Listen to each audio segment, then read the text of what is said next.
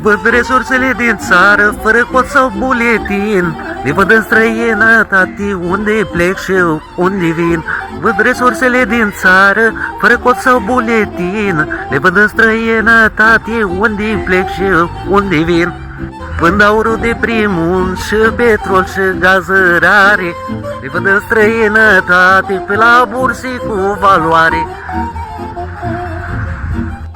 Vând aurul de pe munți și petrol și gazărare. Le văd în străinătate, la burse mari cu valoare.